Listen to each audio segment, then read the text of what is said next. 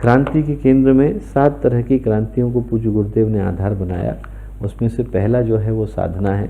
हर व्यक्ति अपने परिष्कार के लिए, अपने जीवन को बदलने के लिए प्रयत्न करे। इसके अलावा हमारे यहाँ होने का कोई उद्देश्य नहीं।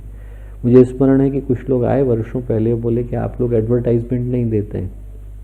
मैंने उनको एक कहानी सुनाई। मैंने कहा कि आप भाई साहब, मैं आपको बताऊं कि जब बहुत प्रतिष्ठित एक अखबार समूह था, उसके एडिटर आए गुरुदेव के पास। गुरुदेव से बोले कि गुरुदेव, आप इतना बड़ा ऑर्गेनाइजेशन है, इसका कहीं एडवर्टाइजमेंट नहीं है। तो गुरुदेव बोले, उनने साउथ इंडिया के थे, इंग्लिश में गुरुदेव से पूछा कि it's such a enormous organisation, why don't you publicise it. तो गुरुदेव उनसे अंग्रेजी में ही बोले। गुरुदेव बोले, बेटा, because we are not a preaching institution, we are a teaching institution. हम दूसरे को बताने वाला संगठन नहीं है। बोले, the only person we have to change is our self and our life should be an advertisement to follow. अपने आप को बदलने वाला संगठन है, और यदि हमारा जीवन बदल गया तो हम सबके लिए विज्ञापन हो जाता है। वही बात मैं उनसे बोला कि आप अखबार में छापो तो विज्ञापन तो पुराना हो जाएगा, पर यदि व्यक्ति अच्छे बदल जाते हैं जैसे गुरुदेव ने बनाए, तो हर व्यक्ति विज्ञापन में बदल जाता है। करोड़ों लोग हैं जो विज्ञापन के रूप में गलियों में, मोहल्लों में, सब जगह पर जा रहे हैं। उनके जीवन को देख के न जाने कितनों के जीवन बदलते हैं। वो गुरुदेव ने आत्म परिष्कार, अपने आप को अच्छा इंसान बनाना यहाँ की गतिविधियों के केंद्र में रखा। और उसके लिए जो उपासना का क्रम था वो अखंड दीपक, जिसकी पवित्रता जो है पिछले 94 वर्षों से अक्षुण्ण चली आ रही है, और 2026 में उसके 100 वर्ष को हम लोग मनाने जा रहे हैं। गुरुदेव ने जिसकी साक्षी में 24 गायत्री के महापुरुष चरणों को संपन्न किया, अपने आप में उसकी पवित्रता अद्भुत हो जाती है। वहाँ पर निर्धारित नित्य जप, वहाँ पर अग्निहोत्र, वहाँ पर महापुरुष चरण, ये सारे की सारी चीज़ें जो गतिविधियाँ हैं शांति कुंज में, गुरुदेव ने कहा ये ऐसे वातावरण का निर्माण करती हैं जिसके इस स्थान पर आने पर तीर्थों जैसी विभूतिवान विशेषताएं हम लोग महसूस कर सकें। यही गुरुदेव ने शांति कुंज को 21वीं सदी उज्जवल भविष्य का केंद्र बनाया। बहुत सारे पुराने लोगों को याद होगा कि रातों रात में गुरुदेव ने नए लेटर पैड छपवाए थे। बोले शांति कुंज हटा दो, उसकी जगह पर लिखो 21वीं सदी उज्जवल भविष्य, 21वीं सदी उज्जवल भविष्य। और उसमें गुरुदेव ने लिखा है कि भव्य भवन बनाने से पहले छोटे आकार के मॉडल आनुपातिक आधार पर विनिर्मित किए जाते हैं। आप जाएं आर्किटेक्ट के यहाँ, शांति कुंज में आए, देव संस्कृति विश्वविद्यालय में आए, छोटे छोटे मॉडल बना रखे हैं। ऐसा शांति कुंज दिखाई पड़ता है, इधर से नेशनल हाईवे जा रहा है, इधर से जा रहा है। ऐसे ही ताजमहल के मॉडल बनते हैं, बड़े बांध हैं, उन सब के पहले एक छोटे मॉडल बनाए जाते हैं। गुरुदेव ने कहा ये जो शांति कुंज है ये मानवता के लिए, कल के जो मानवता आने वाली है, कल का जो उज्जवल भविष्य है, उसका एक छोटा मॉडल है। यहाँ पर व्यक्ति वो सारी चीज़ें महसूस कर सकता है जो कल के उज्जवल भविष्य में एकता, समता, शुचिता, ममता, व्यक्ति निर्माण, परिवार निर्माण, समाज निर्माण, उन सारे सूत्रों को एक जगह पर महसूस करने का केंद्र है।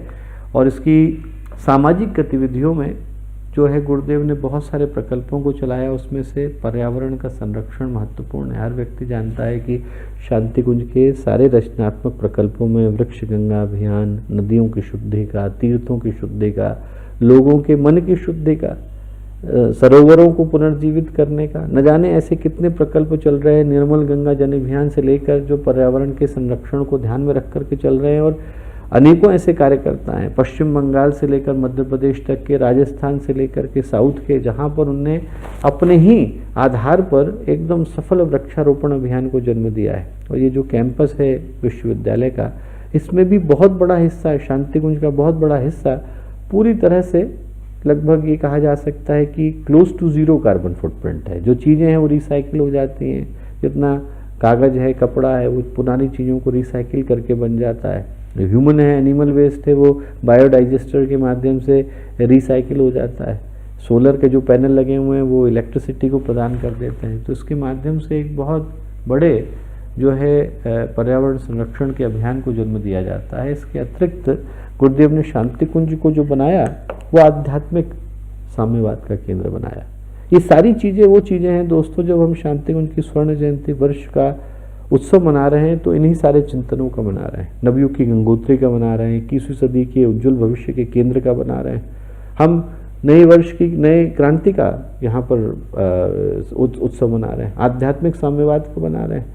तो गुरुदेव ने उस समय में लिखा है कि इसके पीछे जो भाव दिया वो समयदान और अंशदान का दिया। अपने आप में अद्भुत चिंतन है कि हर व्यक्ति थोड़ा थोड़ा दे और उसके देने के साथ साथ जो है करोड़ों की व्यवस्था यहाँ पर बन जाती है। और जो आपको देना है समयदान के माध्यम से, अंशदान के माध्यम से, एक के माध्यम से ह्यूमन रिसोर्स, एक के माध्यम से फाइनेंशियल रिसोर्स पूरी तरह से सुनिश्चित हो जाते हैं। ये भाव गुरुदेव ने शांति कुंज के अंदर दिया और इसके साथ साथ ये चिंतन दिया कि जितने भी लोगों के पीड़ा और पतन के निवारण का आधार हम लोग बन सकते हैं वो शांति कुंज उसका केंद्र है। शांति कुंज में जो हॉस्पिटल है उसके अलावा न जाने कितने शक्तिपीठ ऐसे हैं, प्रज्ञापीठ ऐसे हैं जहाँ पर किसी न किसी रूप में लोगों के लिए निःशुल्क स्वास्थ्य की सुविधाओं को उपलब्ध कराया जा रहा है। कहीं क्लिनिक चल रहे हैं, कहीं पे औषधि जो है औषधालय चल रहे हैं, कहीं पर जो है लोगों को निःशुल्क दवाई दी जा रही है, कहीं पर निःशुल्क जो है फिजियोथेरेपी के क्लिनिक चल रहे हैं और कहीं पर पूरे के पूरे केंद्र हैं, सेंधवा की तरह का केंद्र है जहाँ पर पूरी तरह योग प्राकृतिक चिकित्सा का केंद्र स्थापित कर दिया गया है। ऐसे बहुत सारे भारत भर में प्रकल्प चल रहे हैं, आगर में, अन्य स्थानों पर जहाँ पर इस तरह की योजना को जन्म दिया जाता है। और इसीलिए गुरुदेव ने इसको प्रतिभा परिष्कार की कार्यशाला के नाम से पुकारा। उनने उस समय में गुरुदेव ने 21वीं सदी का गंगा अवतरण में कहा कि अभी प्रज्ञा परिजन ही प्रमुख रूप से नवयुग के नवसृजन के आंदोलन को जन स्तर पर चला रहे हैं, पर विश्वास किया गया है कि अगले दिनों इस समुद्र मंथन में अनेकों प्रतिभाएं सम्मिलित होंगी। शांति कुंज आए हो ना आए हो उससे फर्क नहीं पड़ता, उसी चेतना के प्रतिनिधि हैं। मनीषा के धनी, संपत्तिवान, प्रतिभाशाली, कलाकार, उदारचिता, महामानव इसी श्रेणी में आते हैं। उनका दिशा परिवर्तन होगा। आज वे जिस संकीर्ण स्वार्थ साधना में लगे हैं, सिर्फ ये लगता है कि हमारा उद्देश्य पूरा हो जाए, उसको त्याग कर वो उन कार्यों को हाथ मिलेंगे जिन्हें करने के लिए समय की मांग उन्हें प्रेरित और बाधित करेगी। और आप देखिए अपने आप कहीं से पर्यावरण संरक्षण की मांग आने लगी, कहीं से समता की मांग आने लगी, कहीं से नारी सशक्तिकरण की मांग आने लगी। देखते देखते समाज का स्वरूप और लोगों की भावनाएं बदलती चली गई। 21वीं सदी में गुरुदेव ने लिखा कि उनकी कहीं कमी नहीं रहेगी, उनकी मतलब प्राणवानों की। ऐसे प्राणवानों को झकझोरने और उनको नींद से जगाने का काम शांति कुंज का तंत्र कर रहा है। 21वीं सदी में उनकी कहीं कोई कमी नहीं रहेगी। उनका उभार तो युग संधि की वेला में ही दिखने लगेगा। हिमालय से अधिकांश नदियां निकलती हैं, तुलना करने पर शांति कुंज को भी ऐसा ही कुछ करते देखा जाएगा जिससे असंख्यों को दिशा प्रेरणा के स्रोत उपलब्ध हों। और ये शब्द हर व्यक्ति ध्यान रखे, इस जनरेटर की ऊर्जा से विद्युत उपकरणों को गतिशील होने की शक्ति मिल सकेगी। जनरेटर है यहाँ से उन सबको प्रेरणा मिलती है जो प्रेरणा प्राप्त करना चाहते हैं। पूरे विश्व में अंधकार छा भी जाए, ग्रिड फेल भी हो जाए, तो भी शांति उनका जनरेटर तो यथावत चलने वाला है। गुरुदेव को कहना होता तो इसको इलेक्ट्रिक सब स्टेशन कहते, सब स्टेशन नहीं, गुरुदेव ने कहा है जनरेटर है। जनरेटर काम वहाँ पर आते हैं जहाँ पर मुख्य ऊर्जा जो है वो फेल हो जाती है। तो यदि विश्व की अपनी ऊर्जा भी लड़खड़ाने लगेगी तब भी शांति कुंज की चलने वाली है, क्योंकि यहाँ पर ऋषि तंत्र से ऊर्जा का प्रवाह होता है। हमारे YouTube चैनल शांति कुंज वीडियो गायत्री परिवार को सब्सक्राइब करें एवं बेल आइकन जरूर दबाएं ताकि गायत्री परिवार की विभिन्न गतिविधियों की जानकारी आपको मिलती रहे।